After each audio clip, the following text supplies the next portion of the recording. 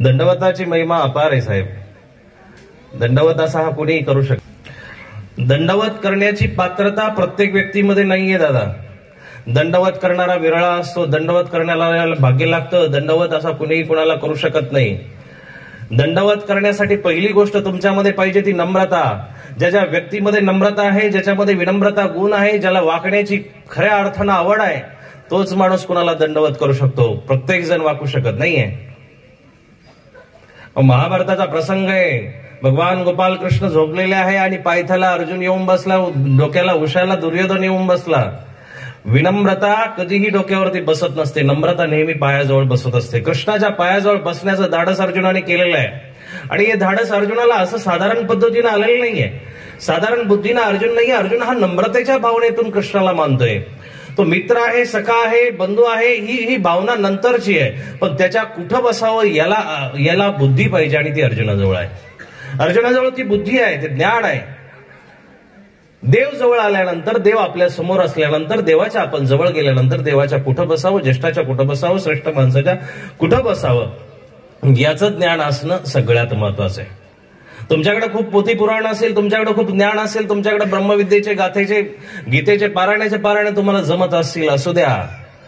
पण ती नम्रता तुमच्यामध्ये असेल, ते वाकण्याचा भाव तुमच्यामध्ये असेल आणि कुठं वाकावं हे जर तुम्हाला कळत असेल तर तुमच्यासारखा भक्त दुसरा कोणी नाही. तुमच्यासारखा भक्तच नाही. आणि वाकणाऱ्याच्या जवळ परमात्मा येत असतो. अर्जुन पायथ्याजवळ बसला, दुर्योधन डोक्याजवळ बसलेला आहे. अहंकार नेहमी डोक्याजवळ बसत असतो. अहंकाराला दुसरी जागा सापडत नाही. अहंकाराला कुणाचा पायथा सापडत नाही. अहंकाराला कुणाचं पाय दिसत नसतात. अहंकार दुसरी जागा घेऊ शकत नाही. अर्जुनाने पायाजवळची, चरणाजवळची जागा घेतली. दुर्योधनाने डोक्याजवळची जागा घेतली. हा अहंकार तेव्हापासून चालत आलेला आहे नक्की. आणि त्या अहंकाराने महाशास्त्र निर्माण केले, मोठे मोठे वेद निर्माण केले, मोठे मोठी शास्त्र निर्माण केली, मोठे मोठे युद्ध निर्माण केले, मोठ्या मोठ्या पराक्रमाच्या गोष्टी ह्या अहंकाराने केलेल्या आहेत. तो अहंकार चांगल्या ठिकाणी जर गेला तर चांगली गोष्ट आहे, चांगली गोष्ट आहे. गढूळ पाण्याचा पिण्यासाठी कधीही उपयोग होऊ शकत नाही. तुमचं अंतःकरण दूषित असेल तर त्या ठिकाणी परमात्माचं अवतरण, साधू संतांचं अवतरण, ज्ञान, उपदेश चालू शकत नाही. त्या गढूळ पाण्याने नक्की आज आग विझवता येत असेल, नक्की एखादा प्राणी पित असेल, पण माणसाच्या पिण्याला कामाला येणार नाही. अहंकार हा तुमच्या अंतःकरणाला गढूळ करत असतो. तो तुमच्या अंतःकरणाला शुद्ध करू शकत नाही. कृष्णाच्या उशाला बसण्याचं धाडस कोणी केलं? दुर्योधनाने केलं. अहंकार डोक्यावरती बसलेला आहे. आणि बघा, मग अहंकाराचं फळ सुद्धा तुम्हाला दिसून येईल. कृष्णाच्या पायथ्याजवळ बसण्यासाठी अर्जुन गेलेला आहे. कृष्णाला मागण्यासाठी अर्जुन गेलेला आहे. आणि मागितलंही कृष्णाला त्यांनी त्याच पद्धतीनं. कृष्ण उठतात, दोघांनाही बघतात, पण पहिली दृष्टी अर्जुनाकडे गेलेली आहे. तुम्ही नम्र झाले, जो वाकला फळभारे वृक्ष नम्रची झाला. एक मराठीमध्ये म्हण आहे, ज्या फळाला साहेब झाडं लागतं, फळं लागतात, ज्या झाडाला फळं लागतात, ज्या झाडाला सुंदर अशी फुलं लागतात, त्याच्या फांद्या आपल्या पण जमिनीकडे वाकत असतात. त्याला सांगावं लागत नाही. त्याला सांगावं लागत नाही, बाळा तुला फळं लागलेली झाडा, तू आता वाकलं पाहिजे. नाही, फळ भारे वृक्ष नम्र. ज्याच्यामध्ये गोडवा आहे, ज्याच्यामध्ये मिठास आहे, ज्याच्यामध्ये मधुरता आहे, ज्याच्यामध्ये माधुर्य आहे, ज्याच्यामध्ये प्रेम आहे, ज्याच्यामध्ये नम्रता आहे, ज्याच्यामध्ये वात्सल्य आहे, ज्याच्यामध्ये ममता आहे, ज्याच्यामध्ये कारुण्य आहे, ज्याच्यामध्ये करुणा आहे, तो माणूस नम्र होत असतो. आणि बघा, 1-2 वर्षाचं लेकरू असतं. बाप कलेक्टर असू द्या, साहेब असू द्या, आमदार असू द्या, खासदार असू द्या, देशाचा पंतप्रधान असू द्या, पण 2 वर्षाच्या लेकरासमोर त्या माणसाला वाकायला लागतं. ही करुणेची प्रतीती आहे. हे करुणेचं उदाहरण आहे. करुणा तुम्हाला वाकायला शिकवते, नम्रता तुम्हाला वाकायला शिकवते. अहंकार माणसाला, बघा, नवरा बायकोमध्ये भांडण होतं आणि भांडण झाल्यानंतर आता मस्तपैकी तासभर बसायचे. तास 1.5 तासामध्ये मी तुम्हाला मोकळं करून सोडणार आहे. जास्त वेळ घेणार नाही. मस्तपैकी जेवणावरती आपल्याला ताव मारायचा आहे. पण तुमच्या बुद्धीला ही मेजवानी देणं पण तितकंच गरजेचं आहे. आपल्या बुद्धीला अनंत जन्माचा मळ लागलेला आहे. 7,000 लोकवस्तीचं गाव मला कळलं आल्यानंतर 700 लोक सुद्धा, 10% तरी धार्मिक असले पाहिजे गावामध्ये, पण तेवढी सुद्धा कमतरता आहे. याच ठिकाणी लग्न असतं, याच ठिकाणी वाद्य वाजत असते, याच ठिकाणी वरात निघत असते, याच ठिकाणी दुसरा एखादा फंक्शन चालू असतात, पाय ठेवायला जागा नसणार. पण देवाधर्माचं कार्य, देव कुणाचा नाहीये दादा, नीट लक्षात घ्या. देव कुठल्या धर्माचा नाही, देव कुठल्या संप्रदायाचा नाही, देव कुठला माणसाचा नाहीये. ज्या ज्या ठिकाणी चांगुलपण आहे, ज्या ज्या ठिकाणी चांगली गोष्ट आहे, ज्या ज्या ठिकाणी मग तिथंच आलो आपण की नम्रता आहे, त्या ठिकाणी देव येत असतो. देवाला कुठला धर्म प्यारा नाहीये, देवाला कुठला माणूस प्यारा नाहीये. त्याला स्वच्छ अंतकरणाने जी जी माणसं जगामध्ये आहे ती प्यारी आहे. देवाधर्माचा कुठेही कार्यक्रम असू द्या, जायला काही हरकत नाही. कुठल्या एखाद्या अन्य संप्रदायाचं तिथं कीर्तन जरी चालू असेल आणि भगवान नाम तुम्हाला तिथून तुम्हाला काय घ्यायचं एवढं तुम्हाला कळलं पाहिजे, बस. तुम्ही कुठेही जाऊ शकता, कुठेही जाऊ शकता. मग सगळ्यांकडून शिकण्यासारखं आहे. श्री दत्तात्रय प्रभूंनी 24 गुरु कशासाठी गेले? तुम्ही आम्ही धर्म संप्रदायामध्ये वाटलेली माणसं नीट लक्षात घ्या. ईश्वर असं वागत नाहीये, ईश्वर असं करत नाहीये. ईश्वराला जे वागणं आहे, ईश्वराचं जे वागणं आहे ते नीट जर समजून घेतलं, परमात्मा सगळ्यांचा आहे, सगळ्यांचा आहे आणि सगळ्यांसाठी तो उपलब्ध आहे. म्हणून त्यांनी सांगितलं की सर्व धर्मान परित्यज्य, सगळ्या धर्मांचा त्याग करा. एका विशिष्ट अवस्थेला गेल्यानंतर ह्या वाटा संपल्या पाहिजे. महामार्गाला सगळ्या वाटा येऊन मिळत असतात, हायवेला सगळ्या वाटा येऊन मिळत असतात, पण छोट्या छोट्या वाटांचा कधीच हायवे होऊ शकत नाही. बरोबर आहे? छोट्या छोट्या रस्त्यांचा कधीच महामार्ग होऊ शकत नाही, पण महामार्गाला सगळ्या वाटा मिळतात. हे अनेक धर्म संप्रदाय ईश्वराच्या ठिकाणी विलीन करता आले पाहिजे. तुम्हाला तिथे जाऊन थांबता आलं पाहिजे. अर्जुनाची गोष्ट विनम्रतेची आहे. विनम्र झाला अर्जुन, फळबारे वृक्ष नम्रची झाला. त्या नम्रते कारणानं तो भगवंताजवळ पोचलेला आहे. नुसता पोचलेला नाहीये. तुमचं अज्ञान तुम्हाला देवाजवळ जाऊ देत नाही, पहिली गोष्ट. दुसरी गोष्ट, तुम्ही देवाजवळ गेला तर तुम्हाला तो वाकून देणार नाही. अज्ञान वाकून देत नाही. दुर्योधनाला माहिती नाही का भगवान कृष्ण आहे, तो जगन्नियत आहे, तो अनंत ब्रह्मांडाचा नायक आहे, तो सगळं काही आहे.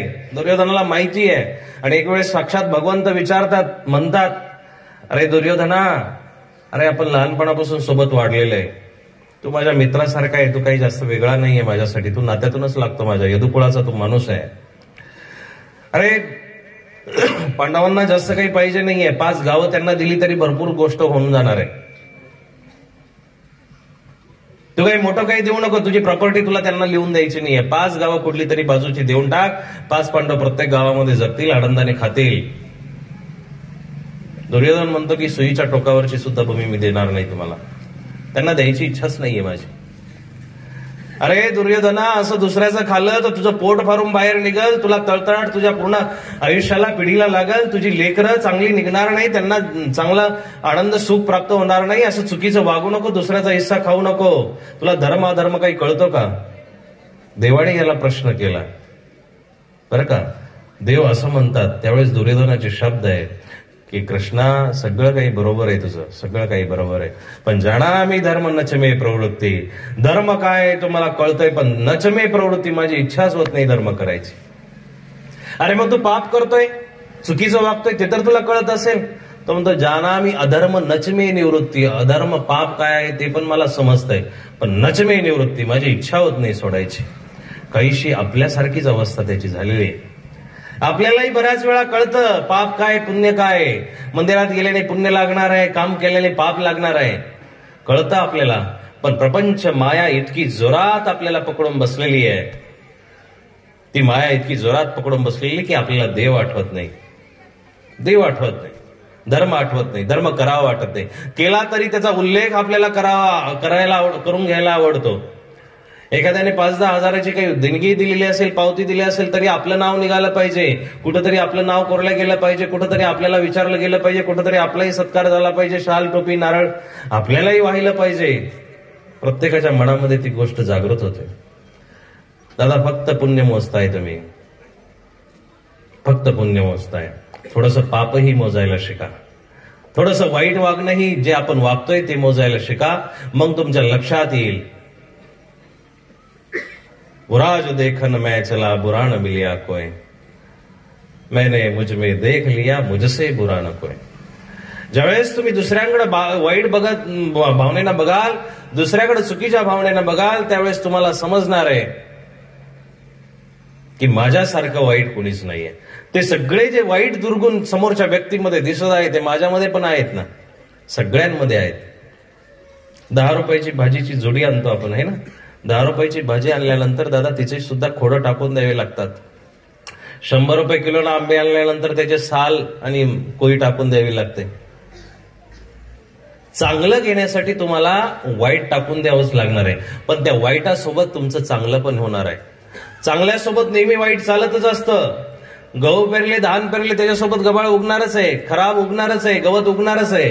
पण चांगलं उगवण्याची तुमची परिकाष्ठा पाहिजे, चांगलं उगवण्याची तुमची धडपड पाहिजे. तुम्ही पुण्य इतकं करावं की तुमचं पाप आपल्या आपण झाकून जावं. पापाला झाकण्यासाठी वेगळं काही करायची गरज नाही. पाप होतच राहणार आहे. हा जीव पापी आहे, हा पुण्यात्मा असू शकत नाही. पण पाप तुमचं करत असताना तुम्ही पुण्य इतकं करत चला की जेणेकरून ते पाप आपल्या आपण झाकल्या गेलं पाहिजे.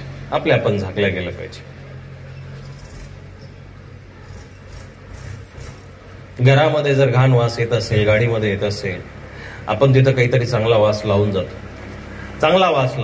अगरबत्ती लावतो, कुठं परफ्यूम मारतो, कुठं काय मारतो. एखाद्या माणसाने 2 दिवस आंघोळ केली नसेल, तो परफ्यूम मारतो, त्याचा फ्रेश वास येतो. अर्थ असा नाही झाला की त्याचं घाण संपून गेली, त्याची घाण जशीच तशी आहे, पण त्याचं जे चांगलेपण आहे, सुगंध आहे, त्या सुगंधाने त्या घाणीवरती मात केली.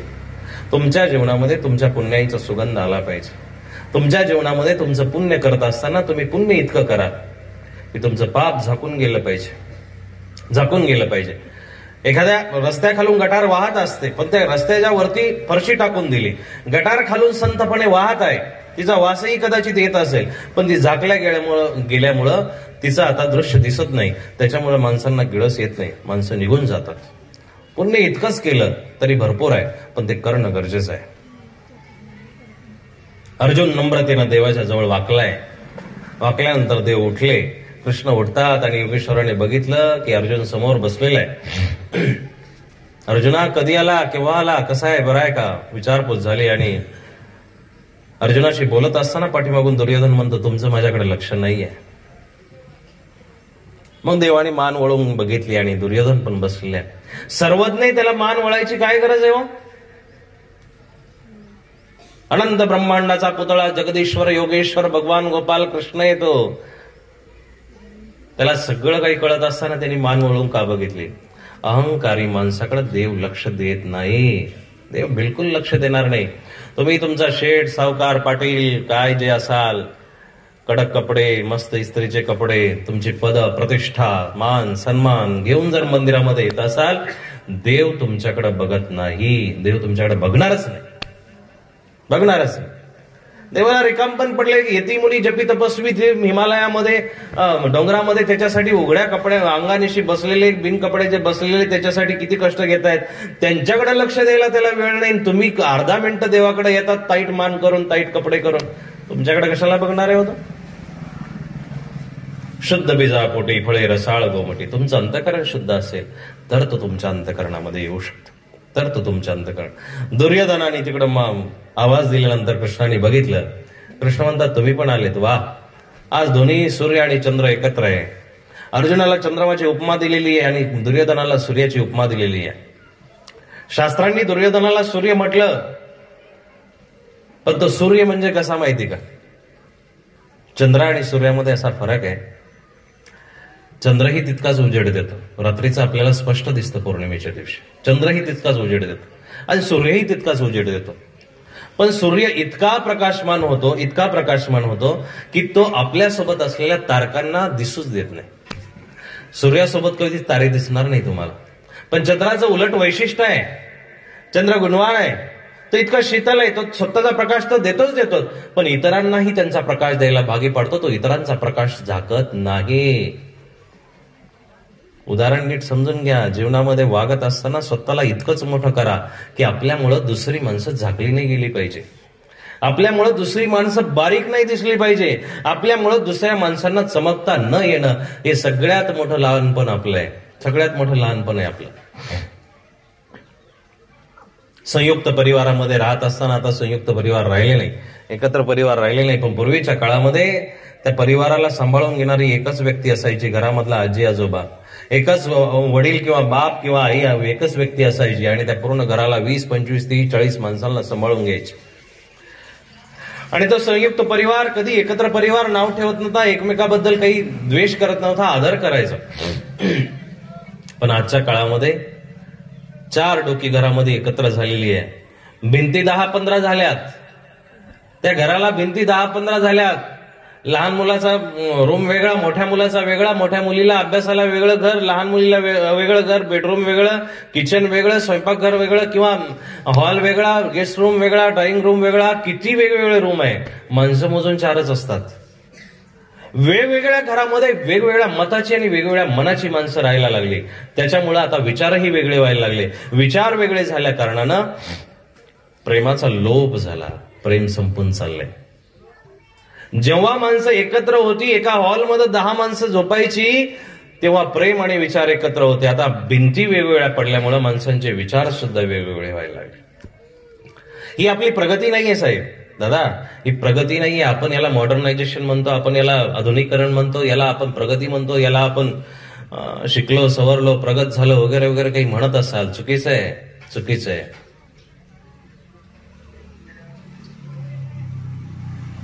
उलट आपण संकुचित होत चाललोय, संकुचित होत चाललोय. संयुक्त परिवारामध्ये आपल्याला एकमेकाच्या भावना जपता येत होत्या, एकमेकाचं दुःख समजत होतं.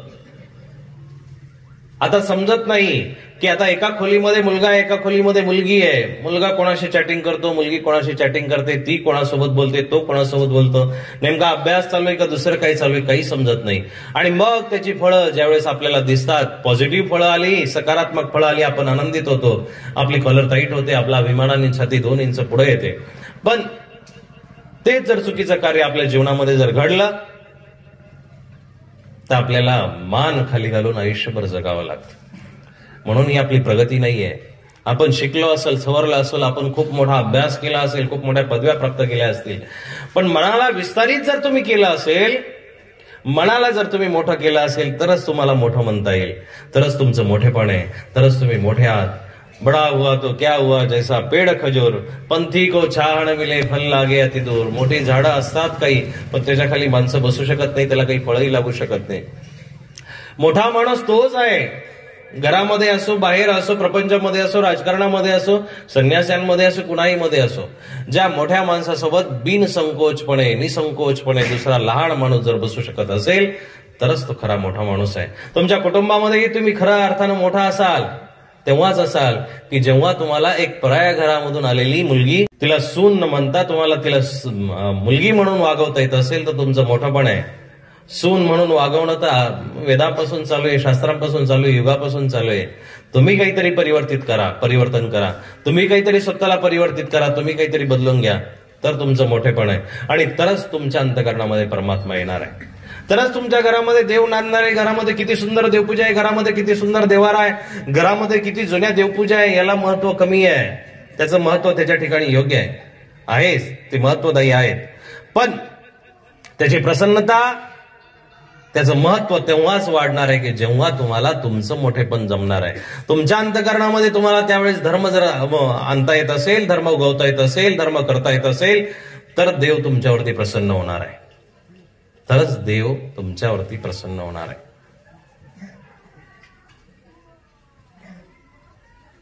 भगवान कृष्णाने अर्जुनाला प्रश्न केला, बाळा तू कशासाठी आला? देवा, समग्र विश्वामध्ये आता महाभारताच्या युद्धाची आता भेरी पेटलेली आहे, दुदुंबी वाजलेली आहे, नगारा वाजलेला आहे, दौंडी पेटवली सगळीकडं. आणि तुला तर माहितीच आहे, आता आम्ही पण लढणार आहोत, बाकीचे पण लढणार आहे, कौरव लढणार आहे, सगळे लढणार आहे. आता तुझ्यावरती येऊन निर्णय थांबलाय की तू कोणाच्या बाजूने जातोय. तुझा निर्णय खूप महत्वाचा आहे,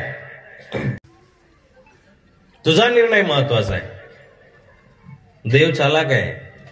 कृष्णाची भक्ती करणारा माणूस परिपूर्ण असला पाहिजे.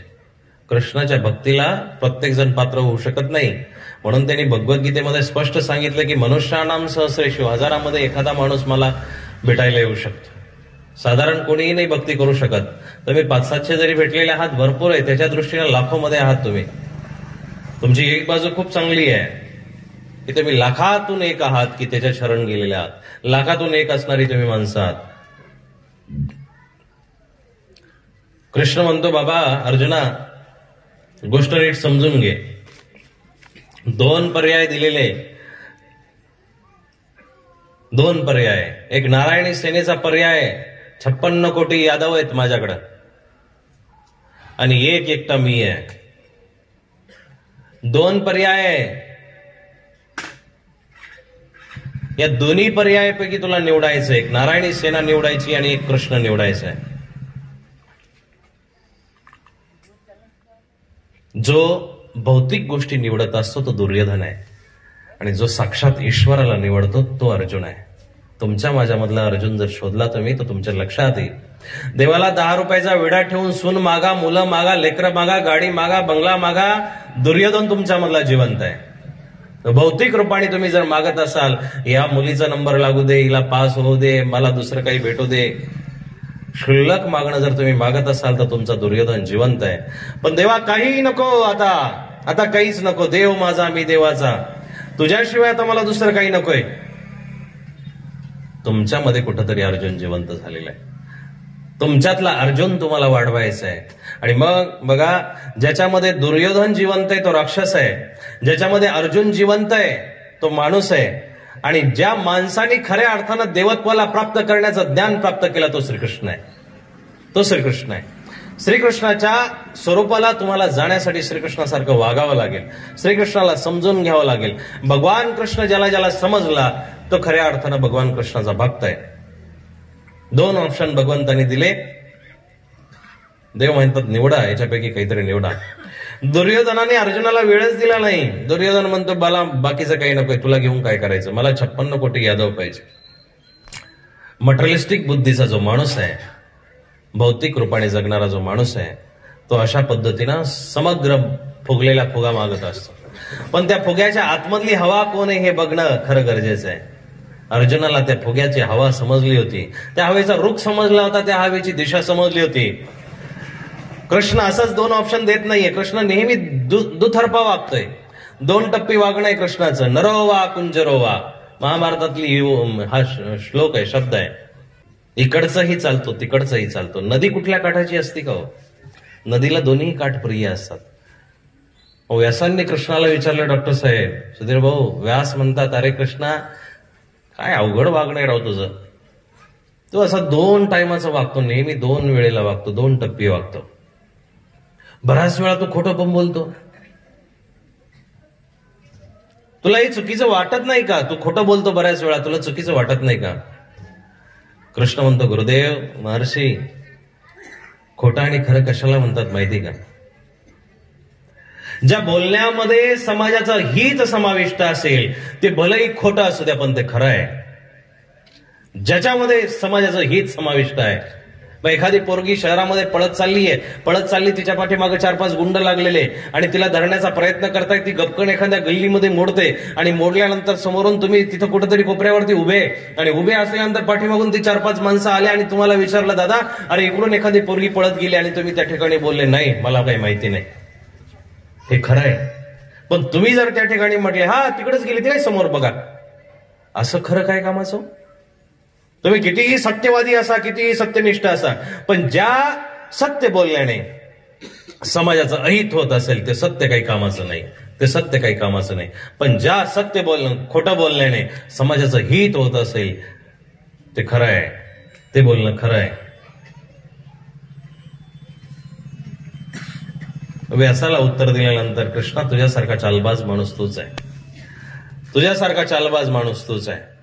मग कृष्णाच्या ज्या खुणा आहेत महाभारतामध्ये तुम्ही जर बघितलं, कृष्ण नुसतं खुणावतो, कृष्ण नुसतं खुणावतो.